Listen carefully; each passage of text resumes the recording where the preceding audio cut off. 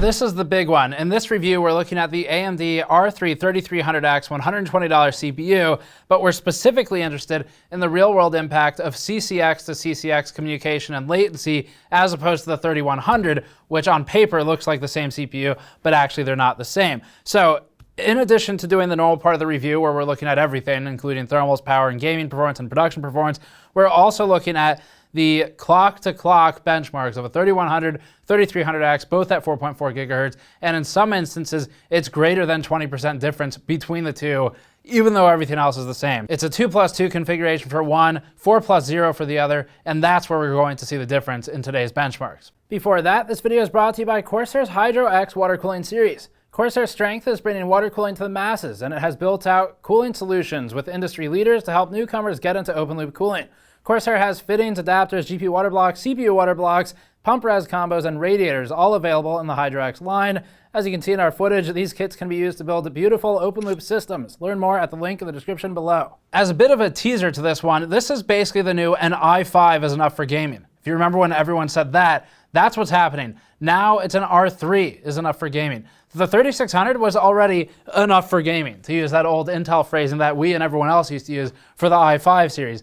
But now it's come down to the R3s, which are in some ways similar to the i7s of yore. So it makes sense. And that's what we're going to be looking at. If you want the 3100 review, we have that in depth on the channel already. Now we're going to the 3300X with all the extra benchmarks. There's too much data to talk about, so we're not going to recap the specs here. See the 3100 review for that. Let's just get straight into the numbers. We need to start by looking at how the frequency behaves, both so we understand the product and so we can ensure that AMD is correctly advertising its frequencies, unlike initial launch. Starting with a messy chart of Cinebench R20 single-threaded, we can see the boosting behavior is as expected.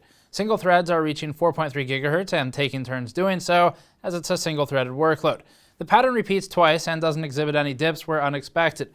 The CPU holds about 4300 megahertz overall. You can see the lines of C1 T0 spike to about 4289 megahertz, occasionally hitting 4300 megahertz, which we count as accurate to the spec. If we plot the maximum single-thread frequency at any given second against the 3100 instead, we end up with this chart. It's much more legible. We're only showing the max single frequency of all given threads now, and the 3300X and 3100 both follow their boost specification reasonably well. We'll start with Total War 3 Kingdoms and its battle benchmark. We'll use this as a vessel to get an early understanding of a wider range of CPUs, and we'll plot frame times in the next chart. Our next game will be the Division 2, which is pretty heavily AMD favored in current tests, so that one also has a lot of interesting data.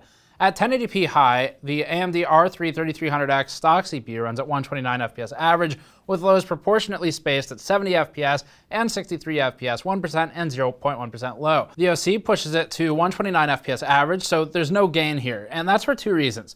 One, the ceiling isn't too far, and the ceiling is lower for AMD than it is for Intel due to some overhead, as illustrated by the 3700X and 3950X.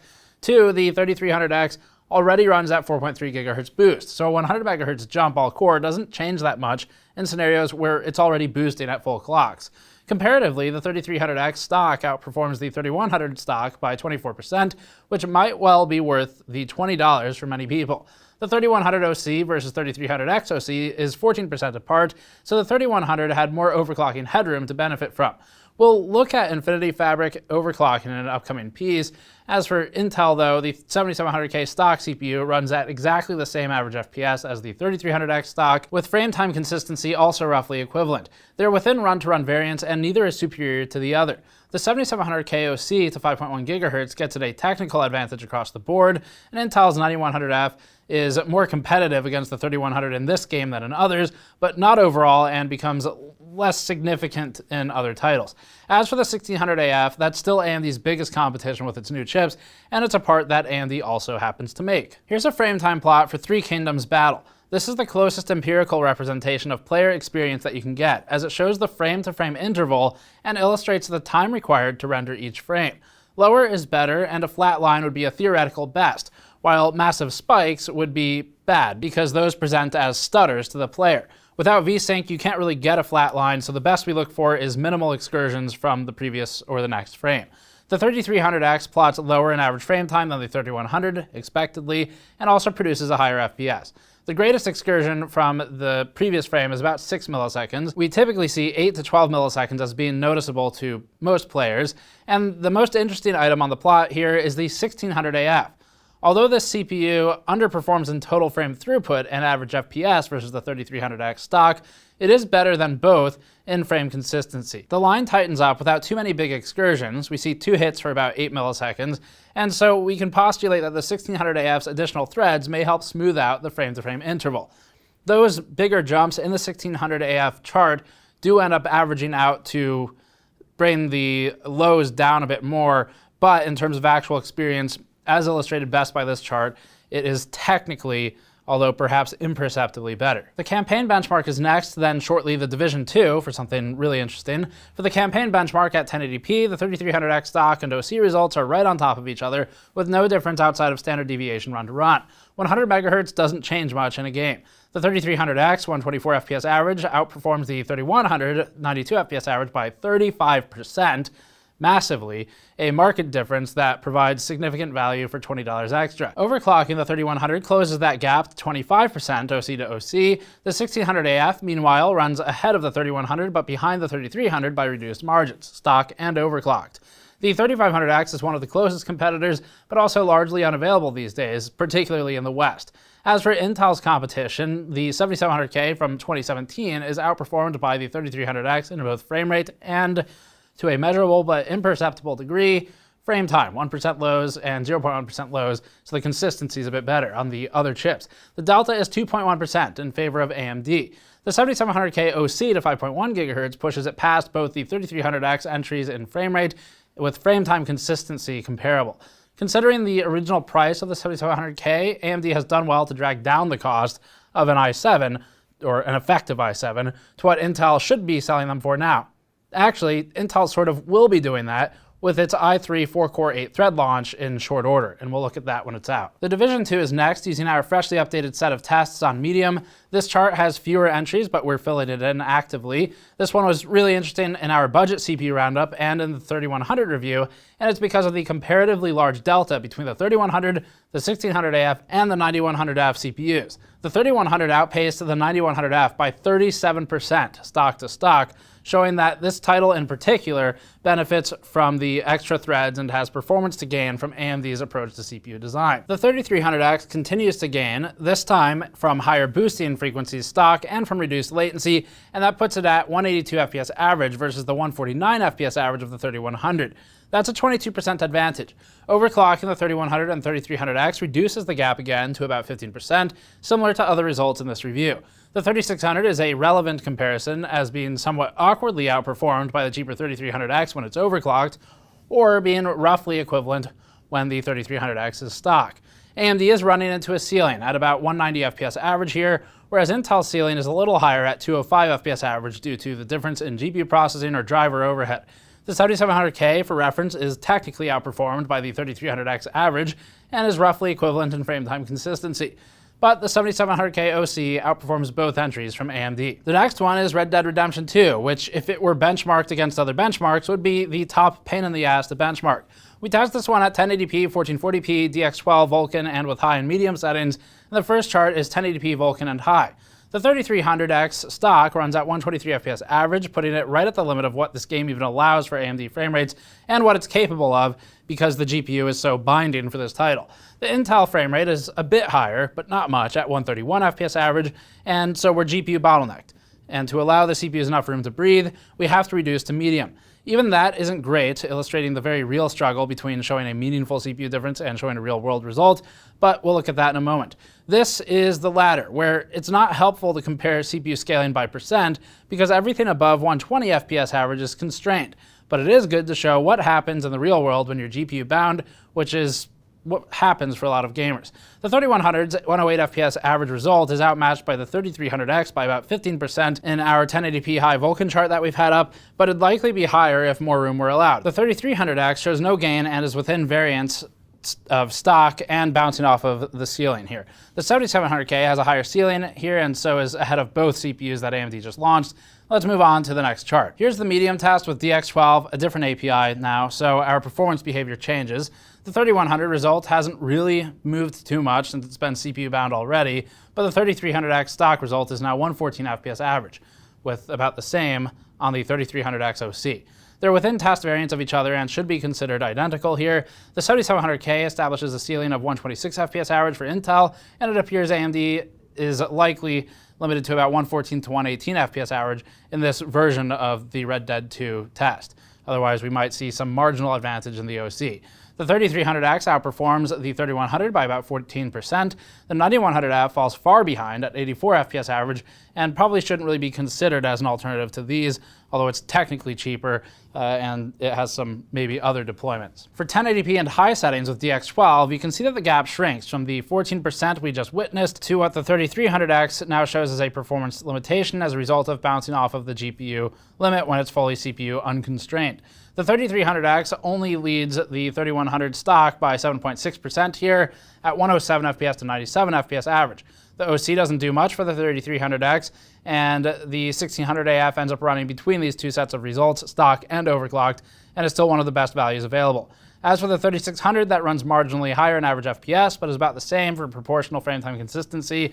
And this is, again, just a demonstration that this isn't really a valid CPU benchmark insofar as being able to compare them in scaling, because you're not actually seeing the true scaling of the maximum performance of the CPUs against each other. What you're seeing is the real world scaling when we are constrained by graphics in a new, highly intensive game on the GPU. And that really won't change too much until the 3000 series comes out from NVIDIA. We can skip Red Dead at 1440p as it'll provide no value for the same reasons. F1 2019 with DX12 running at 1080p is up now. The 3300X stock CPU gains nothing from the overclock, with both plotting roughly the same and averages at 238 FPS. This is around where all the other AMD CPUs top out as well, aside from the 3950X at 4.3 GHz, which benefits from a 244 FPS average.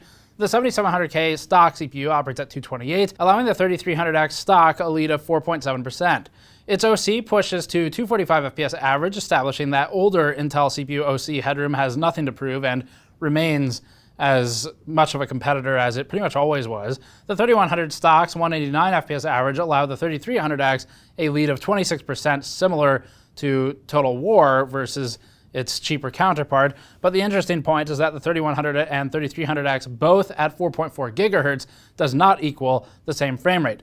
Unlike the 3600 and 3600X would do, and unlike some of the older AMD CPUs, 2600, 2600X, the difference here is that there's a latency impact on the 3100 versus the 3300X, and so you end up with unequal performance at the same frequency. The 3300X 4.4 GHz and 3100 4.4 results are 40 FPS average, or 19% apart, in favor of the $120 chip.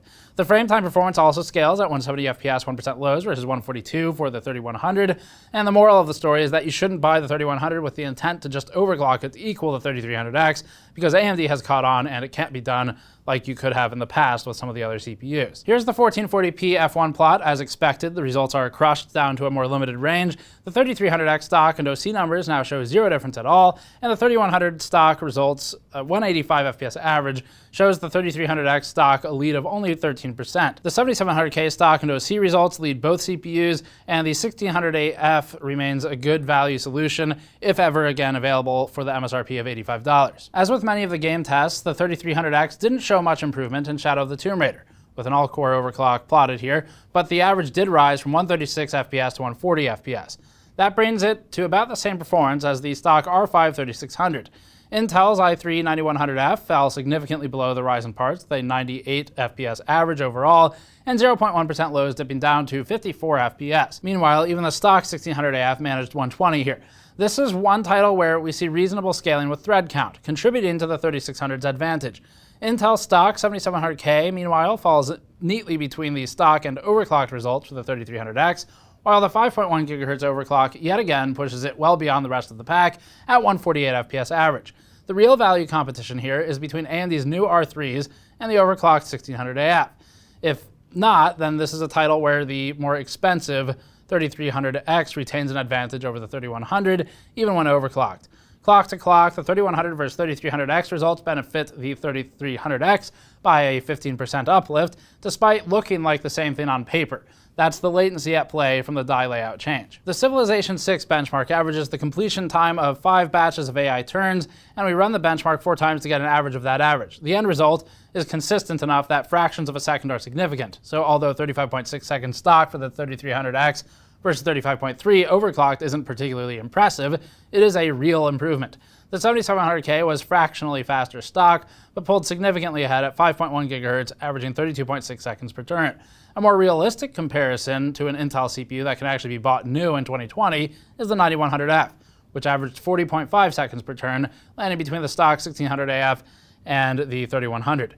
Intel's i3 can't be overclocked, but AMD's parts can, and the 1600AF and 3100 both land closer to the 3300X's numbers when pushed to 4.2 and 4.4 GHz all-core respectively, but still a couple seconds slower. Even overclocked to the same frequency, the 3300X wins out over the 3100 here by a wide enough margin too to make that extra $20 worth considering. It's an 8% reduction at the same frequency.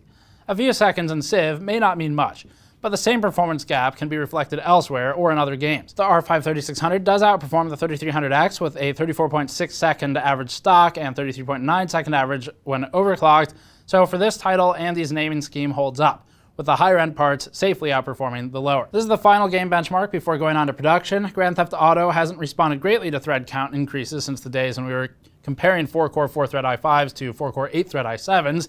AMD's brought us back to those days, though, with the 4-core 8-thread 3000 series at the low end. And at stock, the 3300X is just slightly ahead of Intel's 7700K at 104 FPS average versus 102 FPS average with nearly identical 1% and 0.1% lows, while the 4-core 4-thread 9100F lags behind at 95 FPS average, and the 5.1 GHz 7700K result is far and away the best of the CPUs we're focusing on today at 111 FPS average. So clearly, the old Intel chips had some more headroom than modern Ryzen. Overclocking the 3300X here only brought us about 1 FPS increase in the overall average, as the lightly threaded workload allows the chip to stick close to its 4.3 GHz boost even without an overclock. The 1600AF can't quite keep up here, falling victim to lower clock speeds and only hitting 93 FPS average when pushed to 4.2 GHz all-core, and the 3100 follows a similar pattern with an average a couple FPS higher. Clock for clock, the 3300X holds an 8.3% lead over the 3100 at 4.4 GHz each. The R5 3600 makes a more respectable showing. It's as unreactive to overclocking as the 3300X was in this test, but the FPS averages are 106 and 107 stock and OC, with an especially favorable 73 FPS 0.1% low when overclocked to 4.3 GHz. In the end, all of these averages are fairly close together, and even the Intel 9100F is in the same FPS ballpark as the other CPUs, making it technically one of the better bargains for this aging title, but one that shouldn't be considered for much of anything else in these charts. We can finally move on to production and power tests. The first one is Blender 2.81 with our GN Monkey Head benchmark and our GN Logo benchmark, which are two in-house design tests that stress the CPUs in different ways to root out any hierarchical differences in the lineup. Each thread is given one tile to render, so thread count scales significantly, but not quite linearly for this benchmark. Starting with the Monkey Head render, the AMD R3 3300X stock CPU requires about 26 minutes to complete the render, as compared to the 3100 at 28.8 minutes. That's a render time reduction of 8.7% stock to stock. At the same clocks, the 3100 falls to 26 minutes render time, a reduction versus its stock result of 9.4%. That puts it just behind the same clock 3300X, with the 3300X reduced by 2.7%. The latency here is less important. Cross-CCX communication must be less common in this application. Even still, a 2.7% minimum delta is good to know about. There may be value yet in the 3100 OC for less latency-sensitive workloads, like some non-gaming applications. Comparatively, the 1600AF is still far better as a value purchase than both of these. It kicks their asses at its $85 MSRP, and it also kicks their asses in its invisibility cloaking device because people can't buy it because it's never in stock. The 7700K, for comparison, is outperforming the 3300X when overclocked, with a 24-minute result, but is being outperformed stock to stock with its 27-minute scoring. The GN Logo render takes longer to draw on all of the CPUs, but occasionally shuffles the stack. The 3300X requires 33 minutes to complete the render, marking it as functionally equivalent to the 3500X, 9600K, and a bit ahead of the 7700K stock CPU. The improvement versus stock for the 3300X is about an 8.4% reduction in time required. And the 3100 OC to the 3300X OC is a 2.2% reduction in time required. So not a large gap given the latency non-sensitivity. If you want good tile-based rendering performance on a CPU, or if you're jointly using the CPU and the GPU for CUDA, as Blender more easily allows these days, then the 3600 would offer the best value of all, at 23 minutes stock. That's a $50 jump in price, depending on the timing, and may be worth considering for professionals or regular hobbyists. Premiere at 1080p is next. The 3300X stock finishes our 1080p 60 show floor video in 5.9 minutes, which is equal to the 3100 4.4 GHz OC. Overclocking the 3300X to the same clocks allows it to retain a 3.4% advantage, so again, production applications minimize the gap caused by latency that we saw in gaming. The 7700K outperforms all of these, but runs similarly to the 3300X, while the 3600 stock of 4.9 minutes outperforms the 3300X stock with a 14% time reduction. The 9600K is the closest current competitor, but is also irrelevant at $200, as it has been largely since its launch. Our Premiere render at 4K 60 is next, which is entirely comprised of B-roll as sort of a demo reel. That one plants the 3300X and 3100 disadvantaged more notably than before. As the workload gets heavier with this one, the gap widens. The 3300X stock CPU needs 18.8 minutes to render, a bit outpaced by the 3100 OC, but similarly outpacing the 20.6 minute result of the 7700K and 20.7 minute result of the stock 3100. Overclocking both of them puts the 3300X in a lead of 3.2%, and the 3600 again has the best value overall here. Adobe Photoshop is next, ever the frequency-happy production benchmark that hardly notices thread scaling. This is with heavy user scenarios, so that include a lot of transforms like warps or skews, filters, blend effects and layers, blurs, and similar functions. The 3300X stock scores 976 points, which is about equivalent to the 10980XE stock score. If you need an example of why Photoshop doesn't care about threads, that's a great one. The 9900K and 9700K, and 9600K for that matter, disproportionately lead versus their thread counts. That's the nature of Photoshop. The 3300X OC versus 3100 OC becomes more interesting and presents a 10% advantage from latency and layout. Still, if you're basically only using Photoshop, you should instead consider a higher frequency part, and likely from Intel. Just wait for the 10 series on that one. 7-zip compression and decompression are up now. The 3300X stock result for decompression is 50,000 MIPS, or millions of instructions per second, which means the 51.3K 3300X 4.4 GHz result isn't meaningfully improved. The gain is about 2.5%. The 3100 OC is with an error of the 3300X OC in this test, so we can call them functionally equivalent and note that the latency doesn't seem to matter here.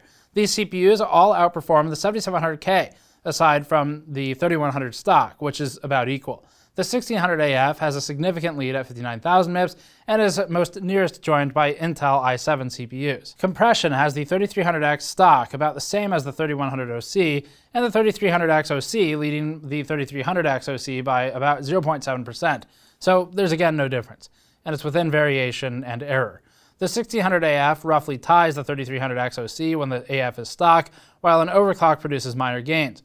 The 3600 is far more interesting at 56,000 MIPS, but only if budget allows. Here's Chromium compiled using ClaneCL and Ninja on Windows. Code compiles are wildly variable and dependent upon environment, OS, and especially the actual code base itself. So please remember that this doesn't extrapolate against all code everywhere, just like one game doesn't extrapolate against all games.